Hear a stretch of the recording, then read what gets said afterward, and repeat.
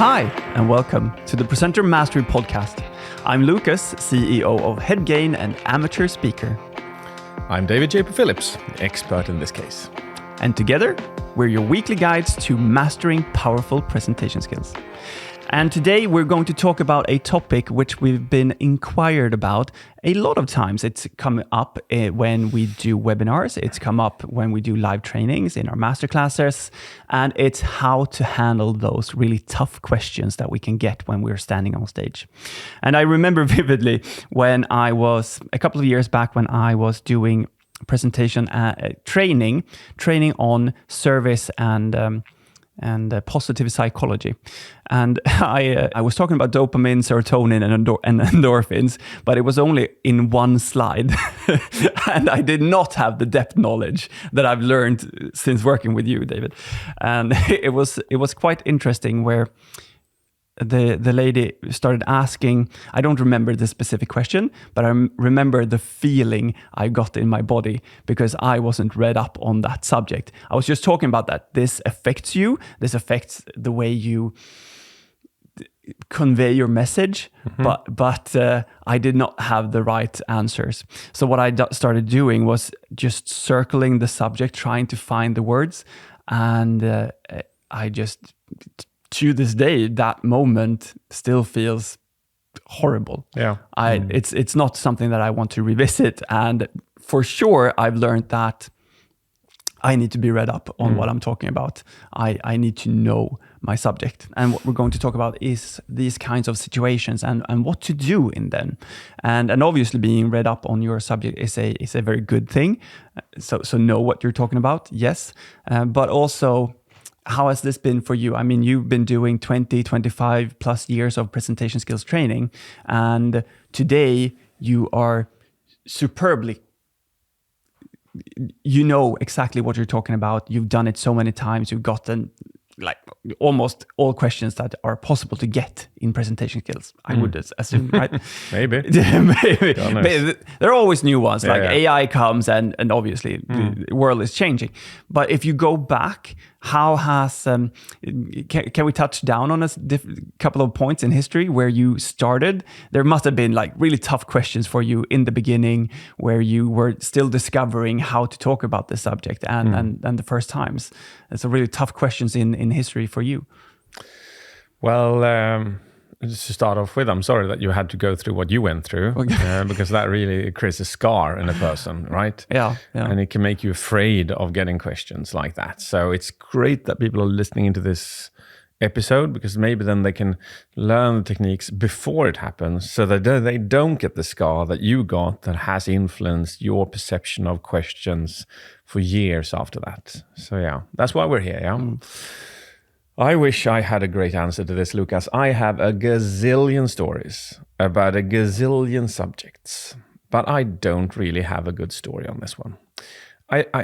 You could think, I've been doing this for 25 years. I should have so many examples. I only have one. It has only happened once. And before I give you that story, I need to tell you why that may be the case. And that is because I am afraid of conflicts. And I'm not anymore, but I was violently afraid of conflicts. How do you avoid conflicts? You prepare, right? Not only do you prepare, but you build in counter-arguments in your presentation before they can even be asked. You leave no holes. You leave no gaps for opportunities to ask questions which can be found as critical or hard or whatever. So if you look at my presentations, there's literally there's a counter argument built in for that. Before the subject even comes up, I've already given the counter argument 40 minutes before that. So if there is a question, I can just go back to the one that was 40 minutes ago, but there's no question because the counter argument is already delivered, So I could say something like this. Now, some of you out there may think this, which means this, but that doesn't apply here. And then I carry on. So due to the nature of being scared of conflicts, I just became very, very skilled in building in counter arguments. Another one is in the 110 steps, we have something called absolute words. And they are the biggest invite to getting conflicting questions or hard questions. It's where you say things that are absolute. This is how it is. This works like this. But if that's not 100% true, you should say, this works for 99% of the population. This works for 9 out of 10. This is what a majority of people use. As long as you use words like that, because very few things are absolute in the society, but we tend to use absolute words out of, I think, out of just laziness. You know, let me give you this, Lucas. If your wife says to you, you never take out the trash, but you do it now and then, will this ignite a conversation, discussion, argument? Yes. Yes. Yes. Her perspective goes with that. And she says that absolute word, which absolutely irritates you. So in a presentation, that was another thing that I learned. Avoid using absolutism and also pre-build counter-arguments. Okay. So let's go to the story. It was the most unexpected comment. It came out of absolutely nowhere. I was in Gothenburg. I was delivering a training for 10 people. There was a guy to the right of me. I do my introduction of my training, where I've come like 5 minutes in. The guy stops me mid-sentence, and he looks at me, and he asks me, give me one reason why I should listen to this bullshit. One reason.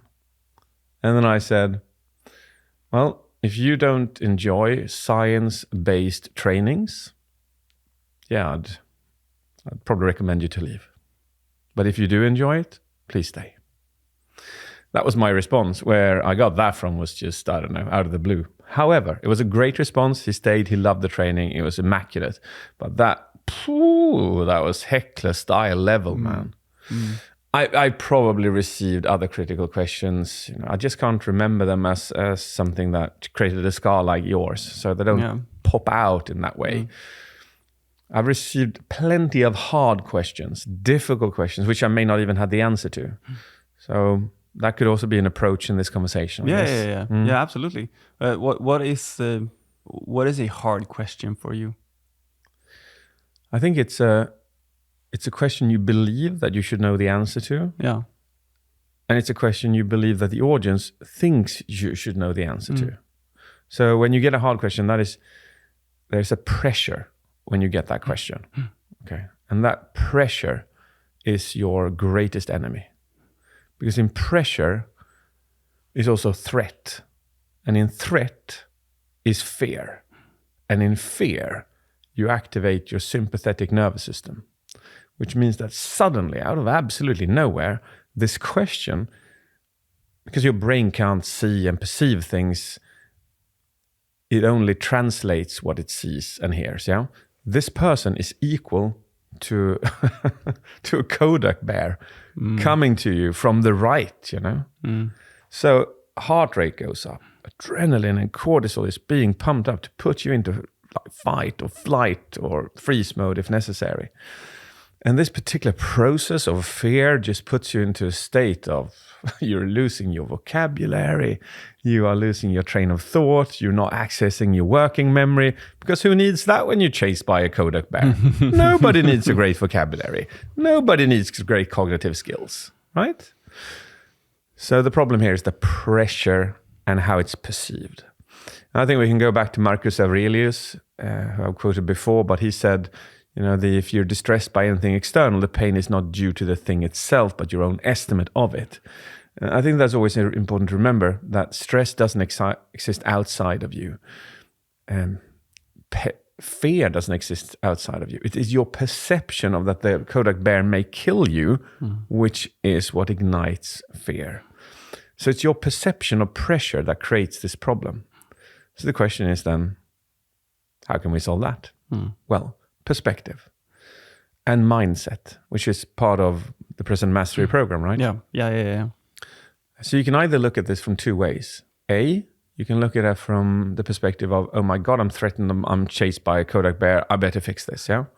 That'll put you in a very bad state. option B is that you look at it from the perspective of, interesting. Wonder what I can learn from this. Damn, a new question I haven't had before, which I haven't thought about. Well, how can I grow from this? And even if you can't grow from the subject or the answer, you can grow from the experience. Now, growth is dopamine. It's more dopamine driven, while fear is more adrenaline, cortisol driven. They're two very different things. So just perception, to change your mindset in that moment, to invite that opportunity. So that's a great start to getting like a hard or pressured question like that. Have you ever always been as confident as you are in presentation skills when you did it from the beginning? Because I guess you pre-handling tough questions, building that in, being scared of conflict perhaps, but also confident knowing your subject, that must... has it always been a trait of you, being confident on stage? I would argue not. I remember this particular time. This is the first presentation that I delivered, like in a corporate situation, was in front of 150 people, which we were recruiting for a training. And I was the training manager. And I was to deliver this speech, and I'd never delivered a speech for so many people. And I got really nervous, and I remember feeling not confident at all. It was not a nice feeling, but I'd say that my confidence level has always been good, I think. The reason I'm asking, because I had a thought of, I have a lot of confidence. But I also have a lot of self-doubt. And that mix inside of me makes it really interesting standing on stage or in front of people, because before going in, I can be so certain that I will just nail the bleep out of this. And then suddenly being hit by a question that I wasn't anticipating can just launch imposter syndrome, basically, and a lot of self-doubt, and that will spiral down this scar tissue madness of my memory. But you don't have that part as much because you're more on the confidence side and you know your subject. No, I have loads of self-doubt. Yes. Continuously on a daily basis.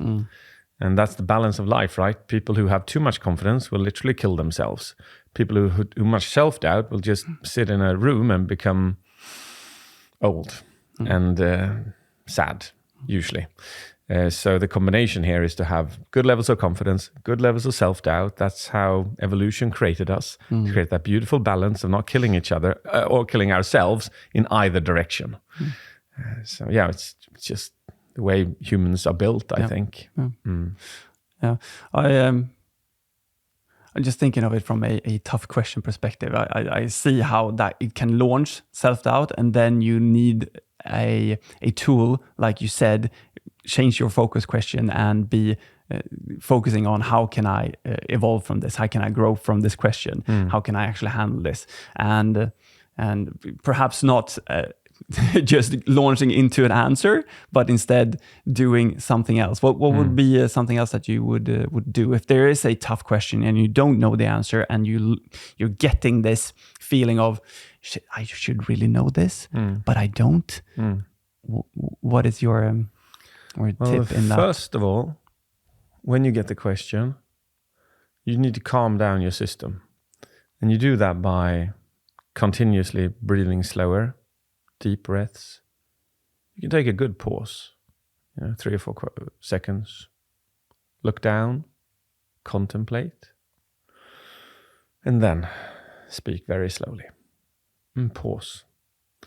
Because when you do this, when you move slowly, when you pause, when you speak slowly, when you breathe slowly, this signals to your brain that the Kodak bear is not a threat. It's fear is amplified by our movements and by our actions. So therefore, when you get such a question, handling it in that way is the way to go about it. This is, when we talk about mindset in the training, we talk about the trigger and the reaction. So some people, it's like a crocodile who's lying in the water, somebody throws something by it. The trigger is the splash, and then the crocodile goes, and that's reaction. Some people are crocodiles. Their trigger and reaction is simultaneous. They just get something and then they respond within a millisecond. And that just, that is literally telling your brain that, yes, you are hunted by a Kodak bear. And in that case, it's important to extend the distance between stimuli and reaction, which can be done by training of mindfulness and mindset, for instance, or by meditation and mindfulness. So yeah, that's another perspective on that. And then let's go for some practical answers on how to handle it. We can. Yeah. I just think this is a very good segue into the video that we have prepared. Oh yeah, you have because one. so I thought we could just watch this. It's a really tough question that comes from the crowd. This one's great. I love it. And based on what you said, there is a pause. So it really moves into the same. So we're going to watch a video with Steve Jobs insult response. Yes. And so it's a critical, tough question, and then his response. And I think he takes a pause and then really slows down. Let me think, just so people can listen to it. So he takes a pause. I know he walks slowly, he moves slowly, and then he also uses the method which is what you called. He uses a method where he goes. He doesn't talk directly to the person. Yeah, he neutralizes that. So he speaks to the crowd and not to the person. He's also got this one that is called go with, go against. So you can go like, yes, you are correct. Yes, you are correct. But, okay? So he uses that method. And then he uses another one showing humility. I may be wrong, but... so he uses those 4 techniques in order to handle this in a great way. So let's have a look at that. Let's play it. Yes. Mr. Jobs, you're a bright and influential man. Here it comes. It's sad and clear that on several counts you've discussed, you don't know what you're talking about. I would like, for example, for you to express in clear terms how, say, Java, in any of its incarnations, addresses the ideas embodied in OpenDoc. And when you're finished with that, perhaps you could tell us what you personally have been doing for the last 7 years. Damn, that guy's aggressive.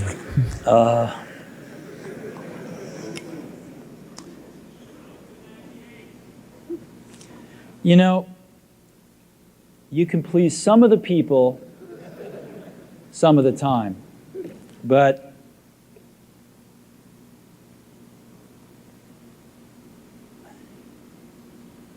one of the hardest things when you're trying to affect change is that people like this gentleman are right in some areas. I'm sure that there are some things OpenDoc does, probably even more that I'm not familiar with, that nothing else out there does.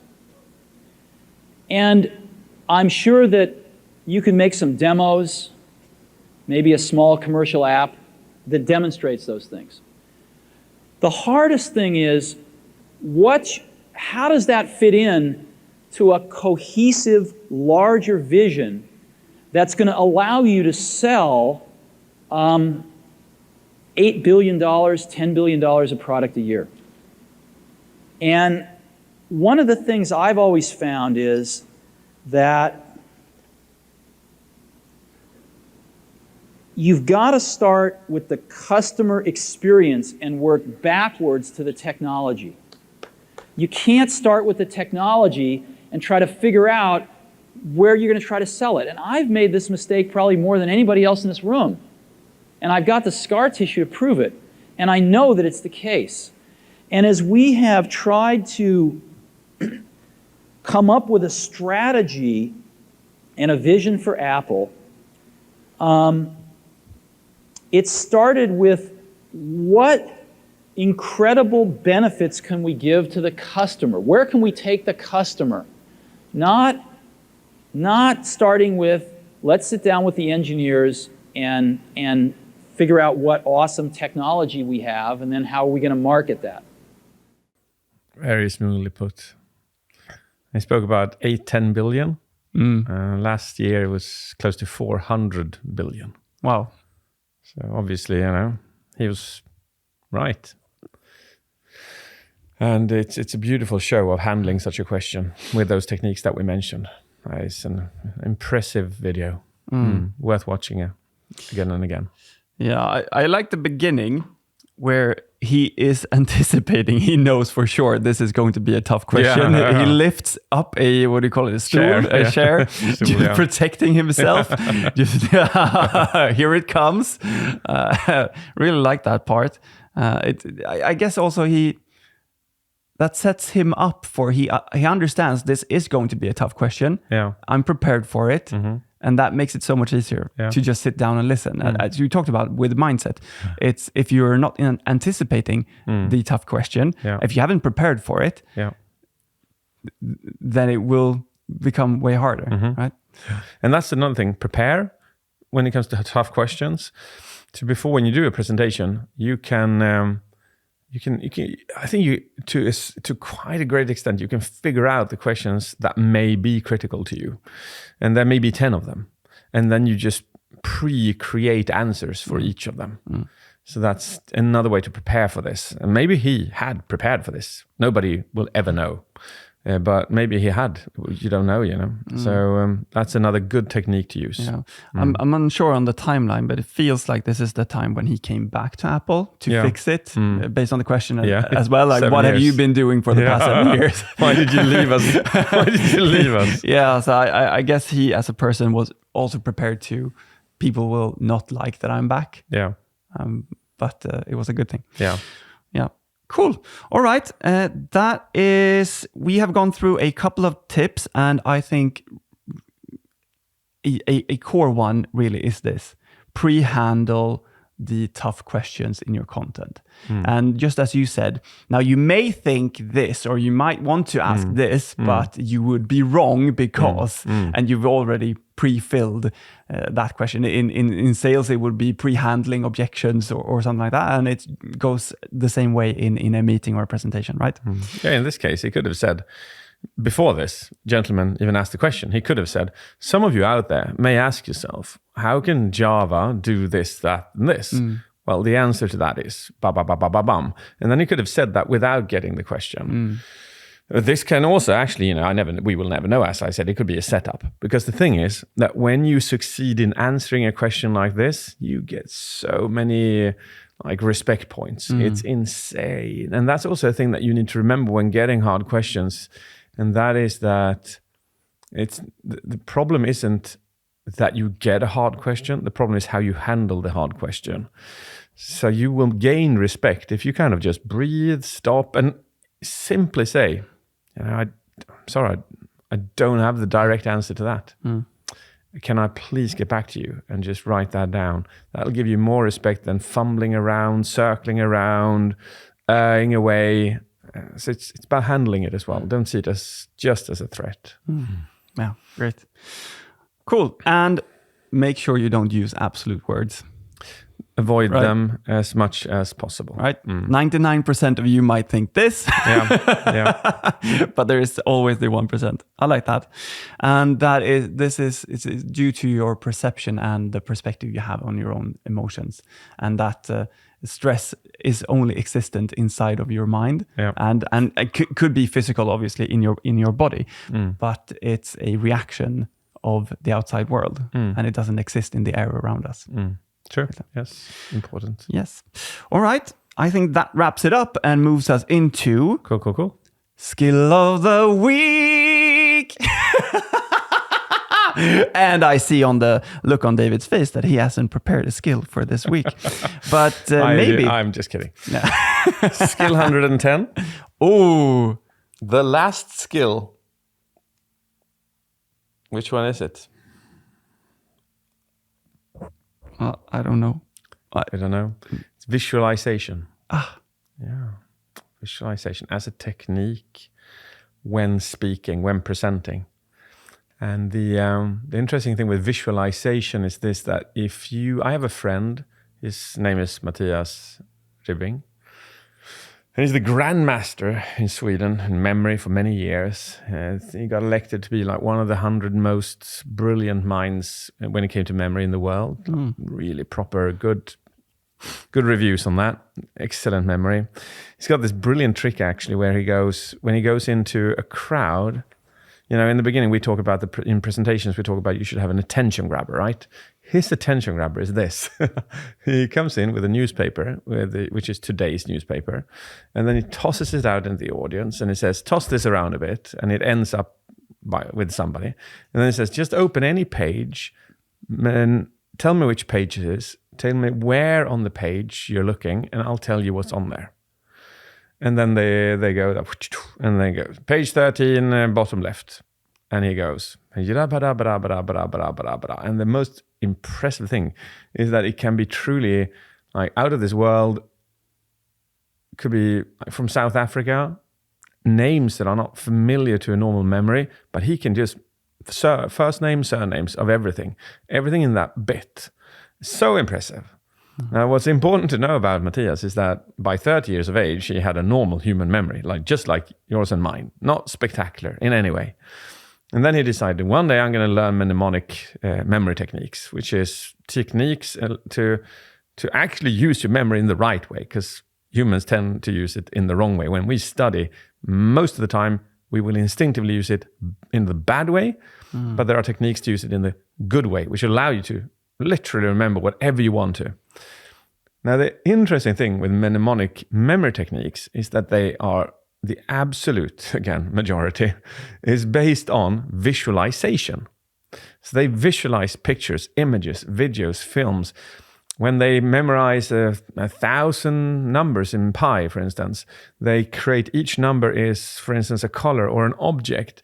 So the one could be a tree, the two could be a bicycle. And then they see these in front of themselves, and then they create a movie out of these 1,000 numbers, and they go through boom, boom, boom, boom, each one. Remembering a card of decks, I spent a summer learning how to remember cards of each card in the deck, which was quite impressive. And it's all visualization. So why this is such an important technique out of the 110 is because our brain is it's our most dominant sense, visualization.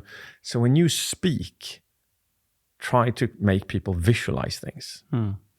If you do that, it will ignite the brain in such a different way than just saying words that have literally no meaning. So in this example, why did I bring in Mattias? I could have just skipped that story entirely, and I could just have said that visualizations are powerful.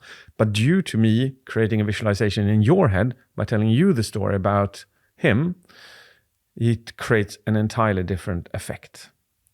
So visualization is king. It can be done by words. It can be done by functional gestures.